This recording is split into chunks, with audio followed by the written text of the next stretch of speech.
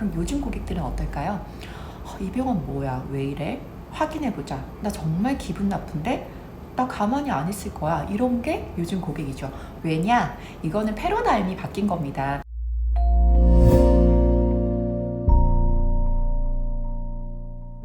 안녕하세요. 병원 언니 정기훈입니다.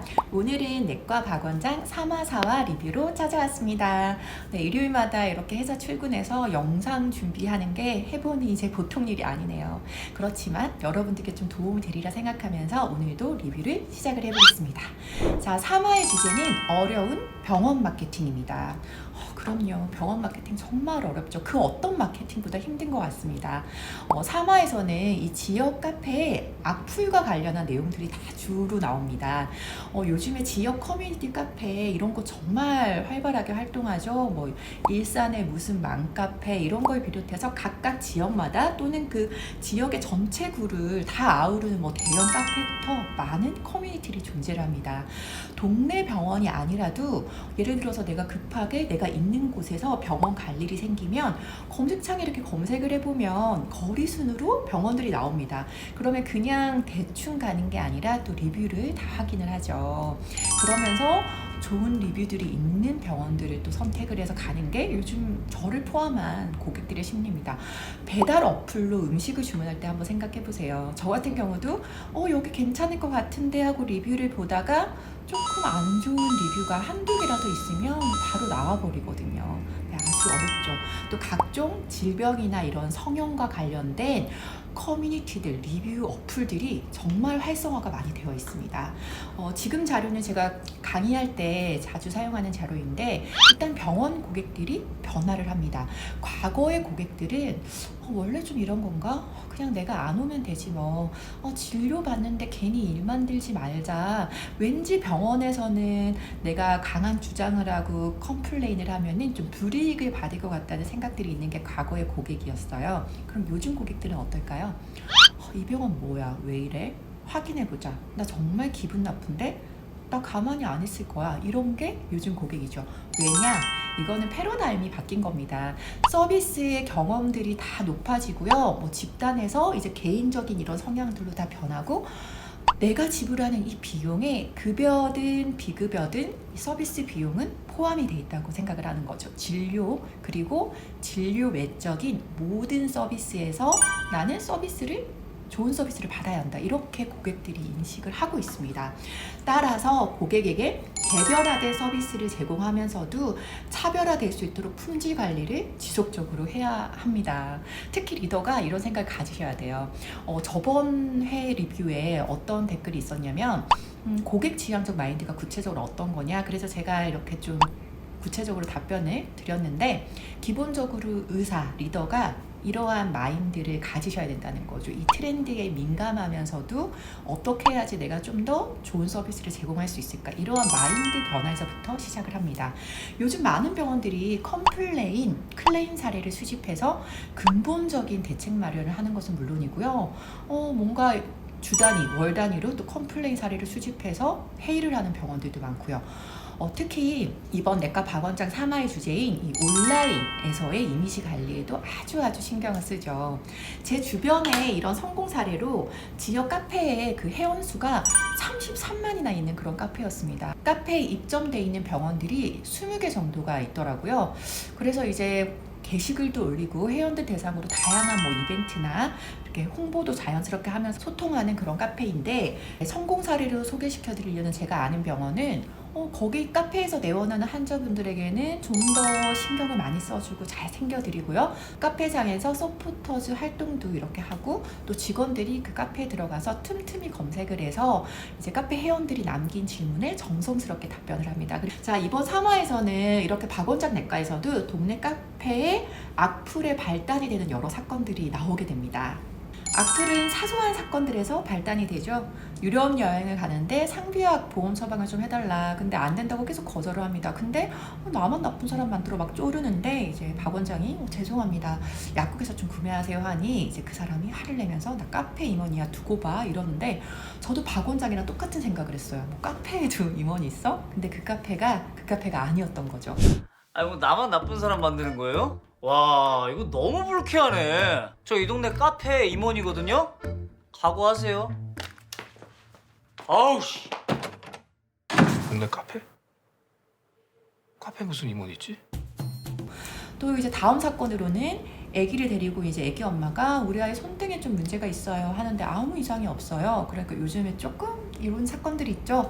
보험 청구를 이제 가짜로 좀 하기 위해서 화상으로 좀 해주세요 하는데 박 원장이 막 보험 사기 막 이런 얘기를 하는데 이게 박 원장이 대처를 그래도 좀 잘했다면 심각하게 가진 않지 않았을까라는 생각이 듭니다. 물론 이제 아기 엄마가 문제이긴 하지만 이제 이러한 사건들에서 악플의 시작들이 일어납니다.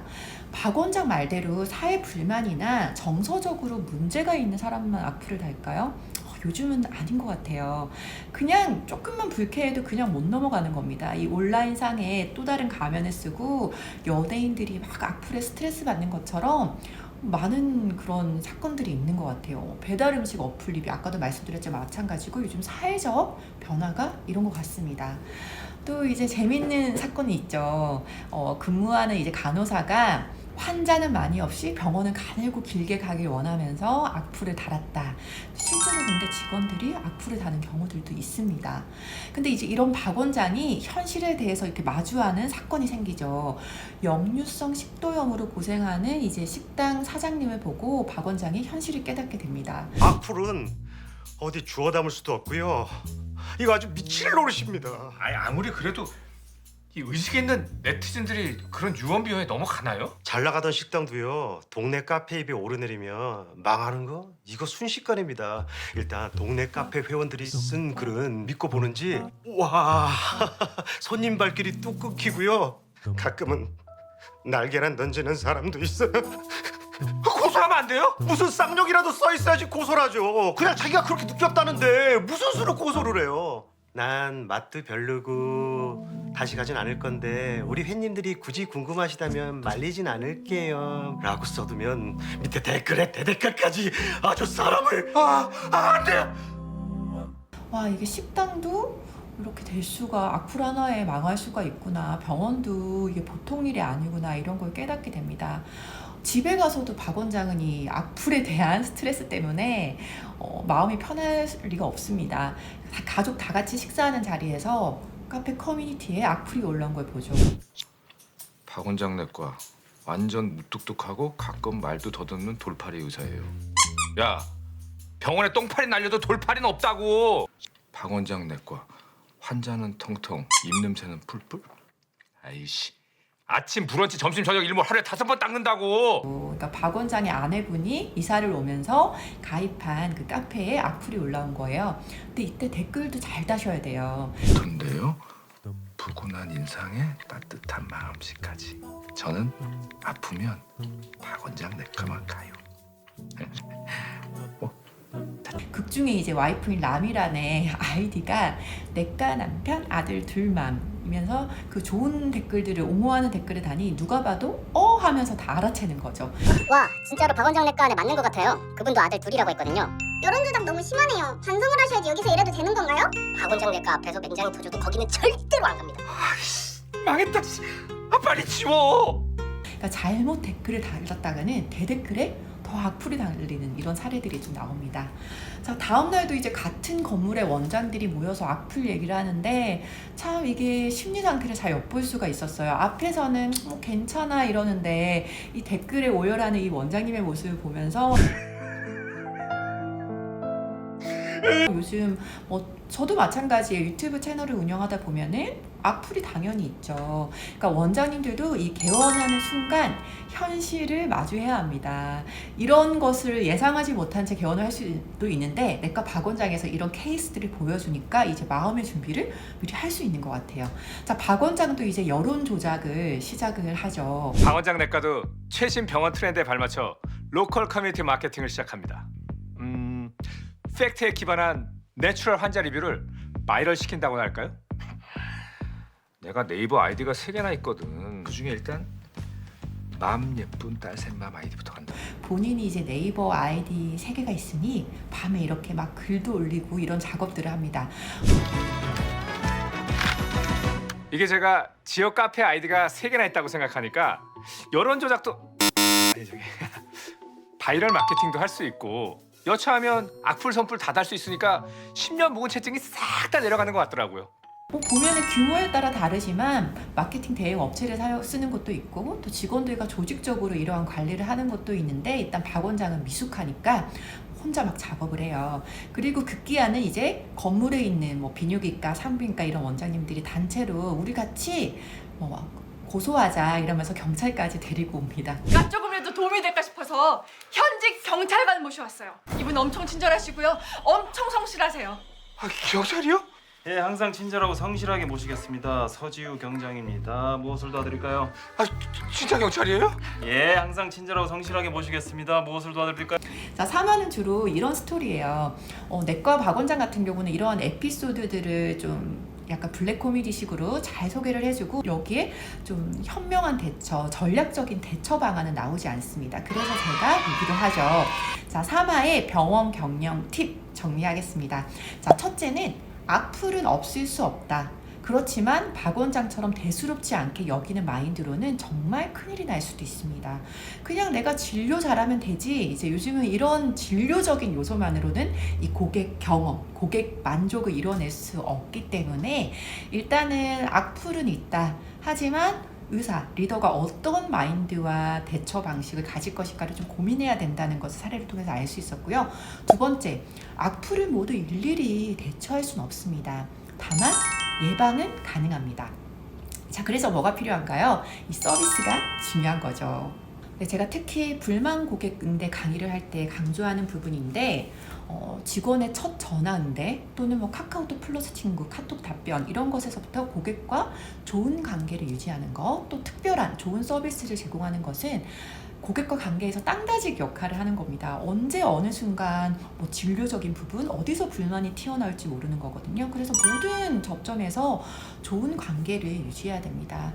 안 좋은 입소문, 악플을 달 수 있는 소지가 있거나 또는 그렇지 않아 보이더라도 겉으로 보기에 순한 고객인데 그 고객들이 어떻게 돌변할지 모르는 거예요. 불만 고객의 10명 중 7, 8명은 아무 말도 하지 않는다라고 하지만 요즘은 예전 같았으면 그냥 내가 다시는 안 오지 그냥 됐어 라고 하지만 요즘은 불만을 가지면 어떻게든 자기만의 방식으로 표출을 합니다. 그래서 좋은 서비스를 제공하면 물론이고 거절을 할 때도 상당히 정중하게 해야 되죠. 아까 예를 들어서 허위 보험 척구를 하려고 하는 그런 아이 엄마한테도 막 보험 사기야 이렇게 응대할 게 아니라 조금 잘 정중하게 대처를 했었어야 합니다. 먼저 공감을 좀 해줘야 되죠. 네, 어머니 좀 무슨 마음인지는 잘 알겠습니다. 그래서 그런 마음은 저희가 이해를 하지만 요즘에 이러한 것에 대한 제도도 아주 엄격해지고 사실은 문제에 큰 소지가 많아서 좀 어머님이 양해를 좀 해주셔야 될 것 같습니다. 요즘은 이 전달하는 모든 의료 커뮤니케이션에서 잘 소통이 되고 공감이 되고 뭔가 화술에도 능해야 되는데 그런 게 이제 미숙하다 보면은 이러한 오해들 이런 걸로 불만이 생겨버리게 됩니다. 자, 셋째, 악플보다는 좋은 리뷰를 위해서 노력하는 게 더 빠르지 않겠어요? 왜 이렇게 카페에 달리는 그런 악플에만 신경을 쓸까요? 자, 좋은 진료와 서비스를 제공하기 위해서 노력을 하고 예를 들어서 직원이 영수증, 진료비 영수증을 주면서 이거 거기 네이버에 고객 리뷰 좀 작성 부탁드리겠습니다 하면은 원장과 직원한테 좋은 그런 경험을 했고 감정이 있으면 해주는 분들 많죠. 그러니까 우리 다 그런 리뷰를 보고 있는 거 아니겠습니까? 한시적으로 뭔가 좀 이벤트를 하거나 좋은 방향의 전략을 세우면 이러한 좋은 글들이 악플을 이길 수가 있습니다. 근데 그냥 악플 하나만 쫓아다니고 근본 원인 진단 없이 악플에만 빠져 있으면 그게 오히려 시간 낭비가 될 수가 있죠. 모든 고객을 만족시킬 수는 없습니다. 하지만 만족을 시키기 위해서 최선을 다하고 제도적인 거, 전략적으로 뭔가 구성을 해서 운영을 하는 것이 포인트가 아닐까 생각을 합니다. 그래서 오늘 이 리뷰에서도 3화에서도 저희가 박 원장 내과의 좋은 사례를 통해서 좀 병원에서 일어날 수 있는 그런 사례들을 경험을 해봤고요. 자, 4화는 박 원장의 셋째 계획입니다. 그래서 리뷰는 좀 생략을 하도록 할 텐데 아주 재밌는 장면이 나오죠. 라미난이 딸을 너무 갖고 싶어하니 박 원장이 고민을 하는데 3억 3천? 아이 한 명 낳고 기르는데 3억 3천? 개원빚이 3억인데 어떻게 3억을 더 버냐고요. 3억 3천 아이 한 명 낳고 기르는데 개원빚이 3억인데 어떻게 3억을 더 벌어 이러면서 박 원장 가족에 대한 에피소드라서 그냥 요거는 재미로 간단하게만 보고 넘어가도록 하겠습니다. 자, 오늘도 고군분투하는 이 넷과 박 원장을 통해서 우리가 많은 것을 배울 수 있었습니다. 자, 궁금한 내용은 댓글 주시거나 또 이런 영상 조금 구체적으로 좀 올려주세요 하면 제가 영상을 준비를 해보도록 하겠습니다. 좋아요와 구독하기, 알림 설정 잊지 마시고요. 댓글 주시면 답변 드리겠습니다. 병원 탐구 생활은 병원 언니 다음 시간에 또 만나요. 꼭이요.